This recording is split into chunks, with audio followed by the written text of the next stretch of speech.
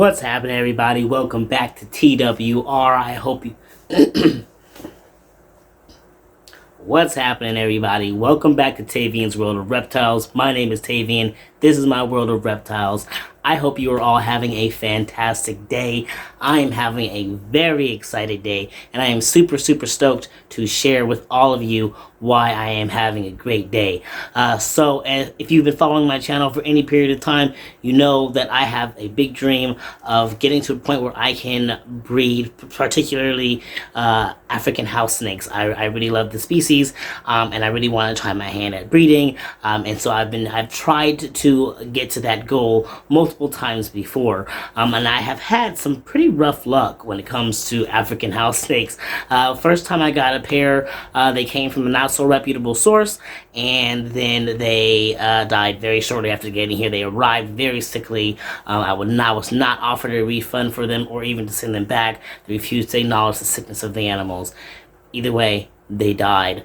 Then the next one I got from a great place. It was Bushveld Reptiles. Great place. If you're looking to get into house snakes right now, you can check them out, as well as this next place that I'm going to mention. But Bushveld, they were fine and they were great. They were healthy. Everything was going great. One of them unfortunately got a bad mouth situation happening, and I believe it was from a substrate, which I will cover in another video. But that one is the one that passed away during the move before we moved here. I was trying to get to a vet. It did not survive. But the other one was just an unfortunate, terrible human error of the snake got out, and then we were searching for it. We never found it. When we did find it, it was actually unfortunately outside, and it was dead. So that was a very tragic ending with that particular experience with getting house snakes. And so after that, I decided I'm not going to do any more like small house snakes. If I'm going to get house snakes, I'm specifically going to look for a sub-adult at the very youngest, and preferably adults. And so I've just been patiently kind of looking around, waiting for something to show up. Nothing has been showing up, but I was not going to give up on it. But finally, I was on Morph Market, and I came across a breedable size male and actually a black female as well.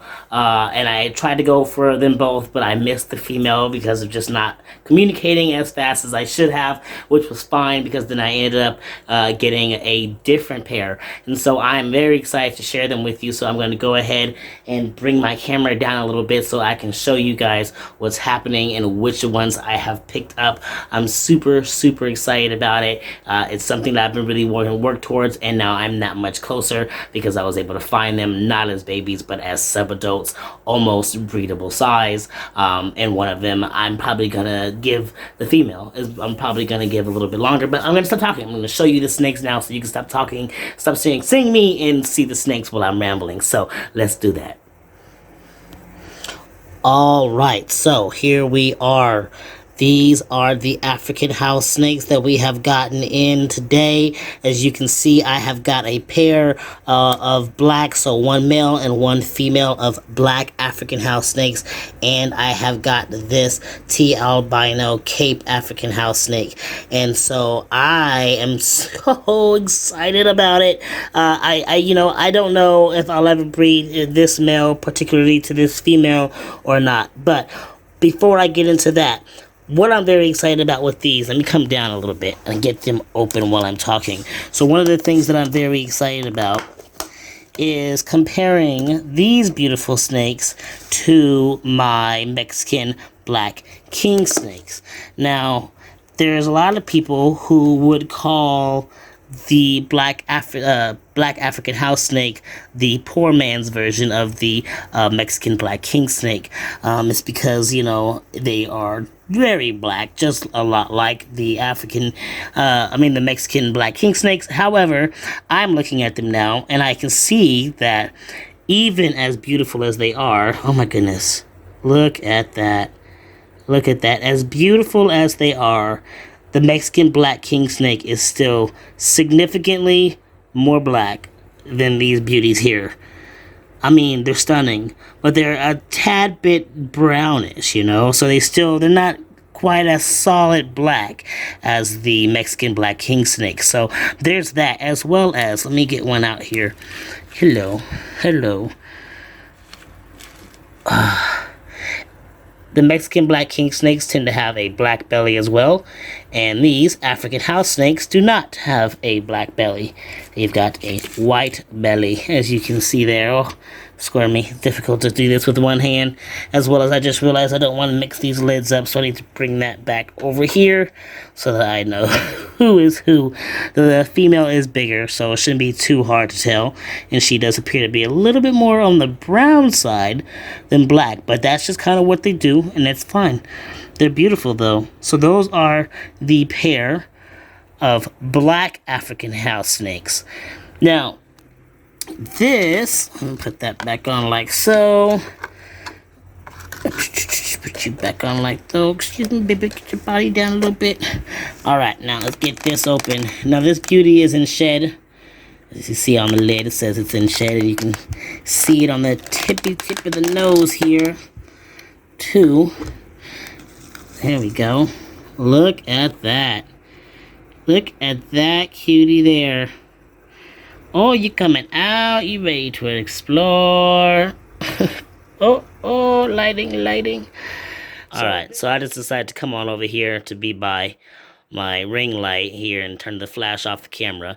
So this is the T albino Cape African house snake. Super stunning, really amazing. Again, this camera is making it significantly oranger than it actually is. I gotta continue to play around with this camera and figure out how to get it so that it is showing you true colors, but it's absolutely stunning. I mean, it's stunning regardless. Like, I mean, it's not this bright, but it's still very beautiful.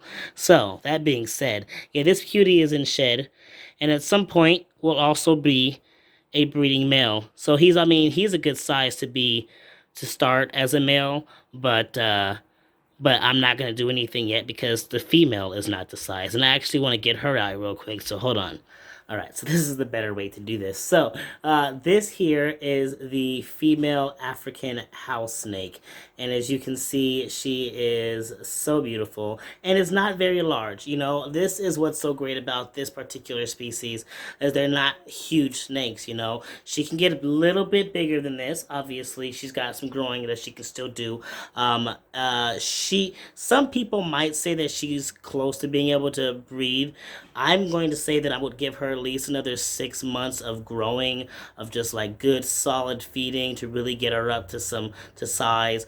I think I want to give her to at least 300 to at least up to 300 before we decide we're gonna try to do anything like that.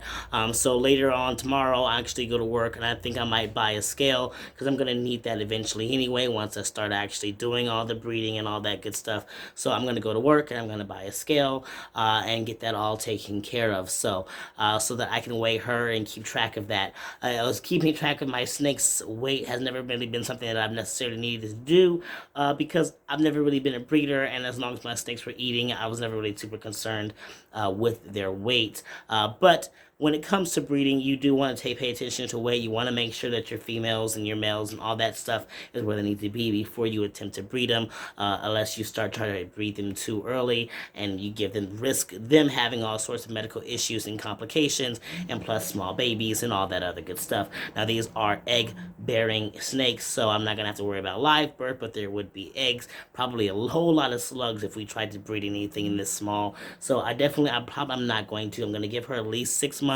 of really just growing and feeding her really well before we do any type of breeding with this beauty. But as you can see, she's absolutely stunning. I am so excited. Like, I feel like a whole new chapter of my life is finally getting ready to open up, and I'm very excited to finally be working towards that goal. You know, I don't know what it'll lead to. Like I said before, I never know what that's going to look like for me in the future, but I'm very excited to have these beauties, all three of them. And, you know, as fundage comes in, I'm obviously going to need to get a couple more pairs to really make sure that everything stays legit. I don't want to do a lot of, you know, crossbreeding or, you know, interbreeding and all that stuff, and making sure that everything just is good and healthy and there's multiple different bloodlines happening and not just one, like a bunch of inbred babies. I don't want to do that. So, but yeah, I'm very excited, and as I'm not gonna do any care things with them right now because I'm not even gonna show you what they're in because right now they're just in tubs. I can explain it. They're in the tubs. They've got a hide and a water dish and a little plant, and that's about it. They're on paper towels, and I have them like that because when it comes to new snakes, you definitely want to be able to observe them for as long as you can. I want to make sure that there's no mite issues. I want to make sure that they're pooping when they're eating. I want to make sure that their poop looks healthy and that they are overall healthy. Now, obviously these are captive bred, and I have not mentioned where I got them from. I should probably mention that.